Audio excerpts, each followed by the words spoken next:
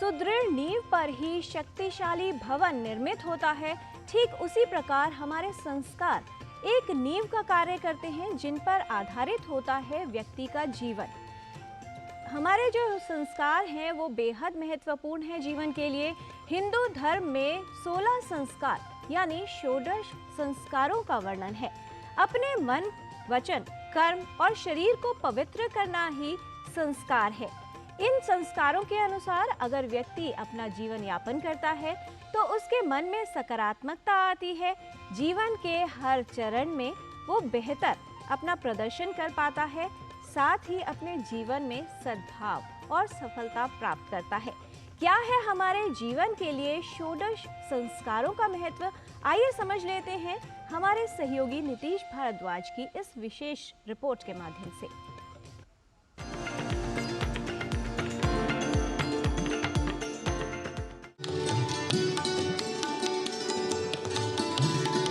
भारतीय समाज की अपनी कुछ विशिष्ट परंपरा रही है जो विश्व के किसी दूसरे समाज में प्राप्त नहीं होती। इसका कारण यह है कि जहां हमने आध्यात्मिकता पर बल दिया, वहीं दूसरे देशों में भौतिकता को प्रधान माना गया है। हमारे प्राचीन ऋषि दार्शनिक तो थे ही साथ वैज्ञानिक भी थे।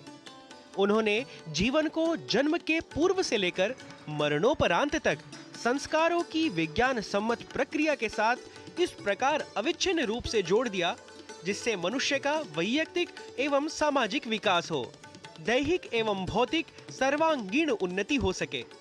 भारतीय ज्ञान परंपरा के इस प्रभाग में आज हमारी संस्कृति के महत्वपूर्ण अंग यानी षोडश संस्कार के विषय में बात होगी।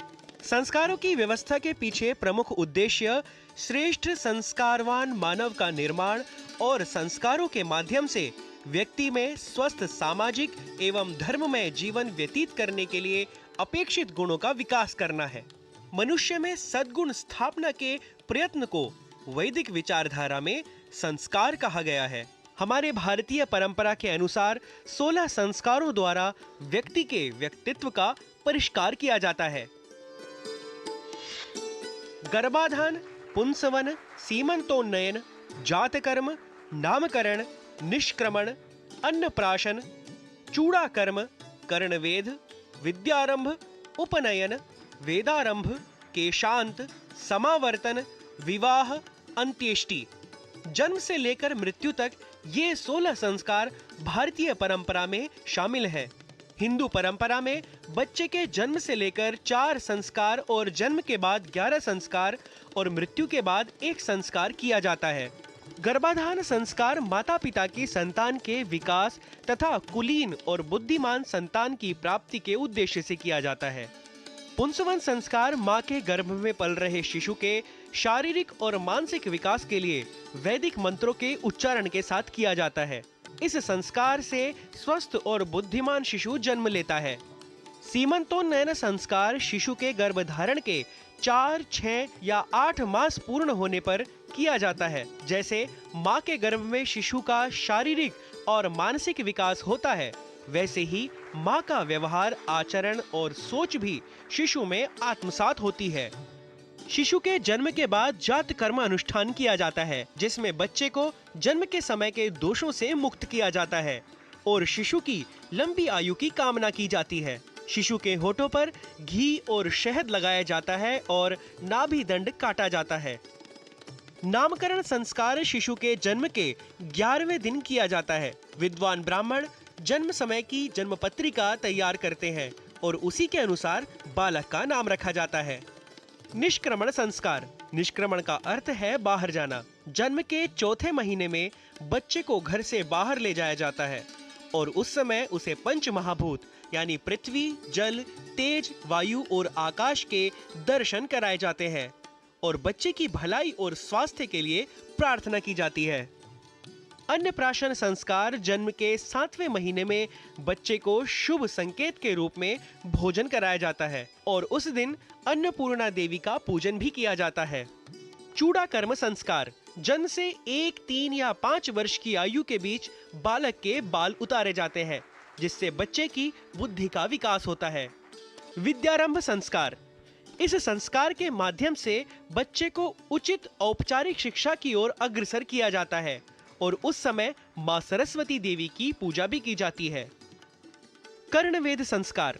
इस संस्कार में सोने की सुई से बालक के कान छेद कर सोने के आभूषण पहनने की सुविधा प्रदान की जाती है। सोने के आभूषण पहनाया जाता है, इससे बालक की स्मरण शक्ति बढ़ती है। उपनयन संस्कार गुरु के सामने 3 परतों वाला सूती धागा, जिसे यज्ञोपवीत के नाम से जाना जाता है, उसे स्वीकार करके किया जाता है।